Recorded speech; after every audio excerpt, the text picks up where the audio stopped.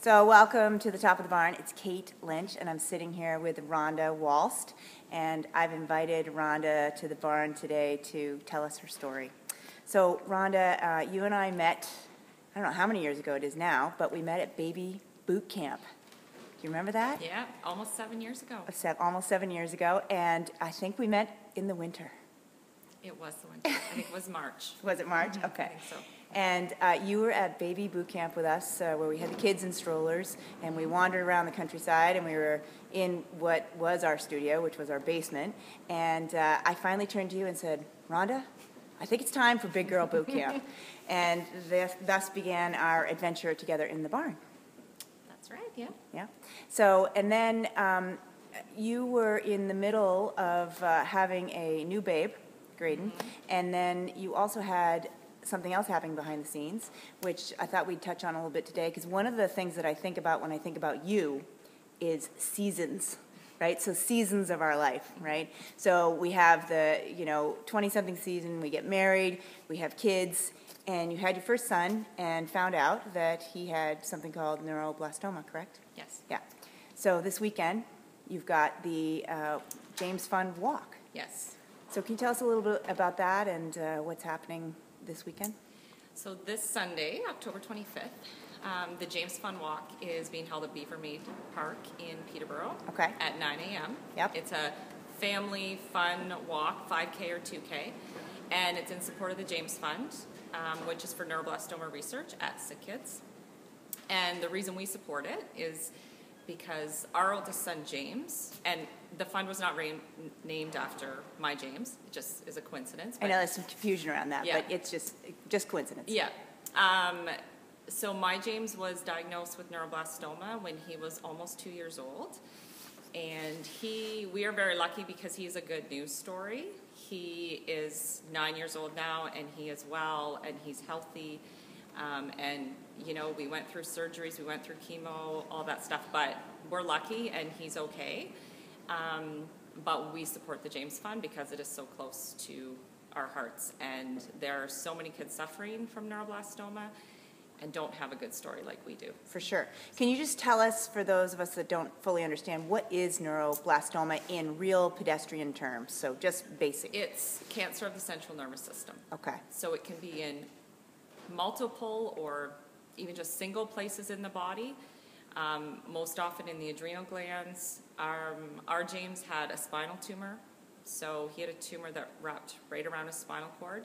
There's been quite a few kids that we've met that have had the same, but it's a very strange disease in that it can present itself in many different ways. Okay, all right. And so your little man, he's super active. He's a handsome little devil. And all of your kids, you have 3 boys, so you are hardcore busy. So anyway, we met at baby boot camp, you came to big kid boot camp, and lo and behold, you got pregnant again. Yep. Boy number 2 on the way. So we took you out. Boy number 3. Boy number 3, sorry, yeah, right, yeah, boy of course. Number 3. Boy number 3, Zach. So we took you out of the barn, and you did Pilates for a while, which is pretty, I maintain that Pilates can be pregnancy friendly, if you will, because I have my pre and postnatal training. So we did that for a while, and then you regrouped, postpartum, 3 boys. Yep. And Rhonda, for a little while, you were in the season of no sleep. I think I'm still there. I don't think that's ended. No, it is better now. But yeah, there was about 4 years of no sleep. Yeah, it was quite something. It was. And you would come and do class and certainly be all in, but there was a part of you that was in your mind, in your bed, sleeping, right? Yeah. And then it seemed as though the kids kind of got into a season in their lives where things were, everybody's kind of off to either daycare or JK, and all of a sudden, like Rhonda just showed up wide awake in the barn one day and was just an absolute machine, which was really fun, and it's, to this day remains it's just great to have you in the barn. I know you dabble a little bit with yoga with us when you can, but one of the other seasons that happened was the kids kind of shuffled off to school, and you, actually, what's your background for your education? I have a business degree. Yeah, you have a business degree. Yep. So you had been kind of in corporate Canada. You got married. You had all these kids. You worked on being sleepless for a while, which you got really good at. Yeah. And then the kids went off to school, and you kind of decided that it was time to do something else. And we had the pleasure, I think, of working together for a bit, and you helped me behind the scenes and really ran Custom Fit for me, which I'm so forever grateful for. And then you came to me after we were kind of rolling, and I just, you were my crutch, and you said, hey, I'm going to go do what? What did you tell me in my kitchen that day? I bought a store. And I think you're like, really? Yeah. What? What? Like, yeah, just kind of out of the blue. Yeah. So I bought a children's clothing store. And we also have women's clothing, which we've expanded a lot. So at the time, it was mainly just a clothing store. At Charlotte's Web in Peterborough, Ontario. Yeah, it was established, been there for 20 years, and I've made it my own over the past 2 years. God, it's been almost 2 years. Yeah. Yeah.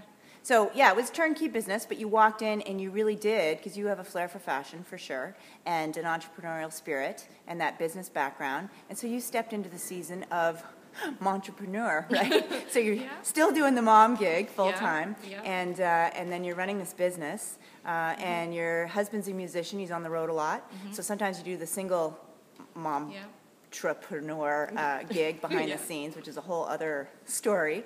So that's one of the pieces and one of the things that I really admire about you is your ability to continue to make time for yourself.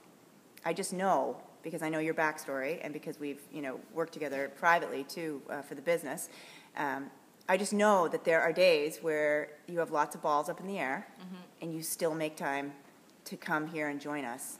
And I have a lot of admiration and respect for that. So. Well, thank you. And it's probably the one thing that I haven't let go. Okay. And that's kind of my thing where I'm like, I am getting to that barn by 6:15 if it kills me. Because I know that is that time for myself, and it just makes me, I think it gets me through. Gets you through the rest of it? It gets me through a lot of days. Yeah. So it's funny because sometimes we leave the barn and we walk up the driveway and we just feel wasted, but a smiling wasted, hopefully. And in my view, I'm looking for people to leave and feel as though they are full, filled up. So although you may physically be tired or you may think, wow, that was wicked, my hope is that our exchange is part of what fills up your tank so that you can serve not only yourself but other people from a full cup, right? Yeah, for sure. I mean, it's one of those things, if I ever explain it to anyone else, I always say, I never regret going to a class. Like, I never leave thinking, gee, I wish I hadn't have done that. Right. It's one of those things that you always feel better about. So, cool. Yeah. That's awesome. So the other thing, Rhonda, we've had a chance to do is connect together on nutrition, right? And we've done that a couple of times, a couple of different variations, both in person and then online. Can you share, because you're someone who's naturally lean, just by nature, you've probably always been like that. You're certainly athletic. And I guess a question that I have is, or that I think maybe other people have is, just because you're lean doesn't mean you have it licked. Would you? No. Yeah. Oh, no, she said. So can you just share a little bit about what has been your biggest takeaway thinking about nutrition for you? What was the one thing that kicked your butt nutritionally that maybe didn't affect your body composition? Because you're not even a skinny fat. You're definitely a true lean, fit, athletic, with a healthy body composition. But what kicked your butt? Sugar. I thought it was going to be carbs because I was a carbaholic.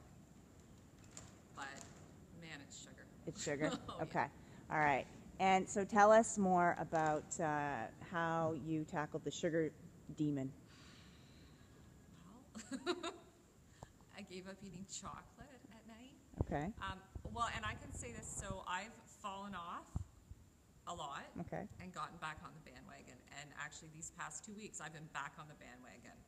And man, it has been like a roller coaster. Okay. So. You mean the detoxing? Yes, and that's exactly what it felt like. All last week, I felt like I had a hangover. Okay. And I didn't, so, except from sugar. So yes, definitely sugar. And I don't eat a ton of crap. No, you Like, eat well. It's Yeah. fruits and vegetables and the carbs, but the fruit, I've cut back a lot on fruit. On the higher and just- sugar fruits? Yes. Yeah, And okay. so, you know, berries and Yeah. that kind of thing. But, yeah. Yeah, It's the the sugar sugar. didn't- And it's shocking to me sometimes the sugar that's in things that you think, that's not sugar. For sure. It's- Yeah. How can that be bad for me? For How sure. can, you know, so definitely. So for you, it was digestion and sleep, though, right? Digestion and Yes. sleep. Yeah. Yeah. Really affects sugar hones right in Yep. for you and Yeah. dials in on disrupting your sleep and your digestion. Okay. Yeah. And it All was right. always hard for me because I couldn't tell, is my sleeping bad because I'm waking up multiple times with my kids, or I'm stressed, or I'm whatever. For sure.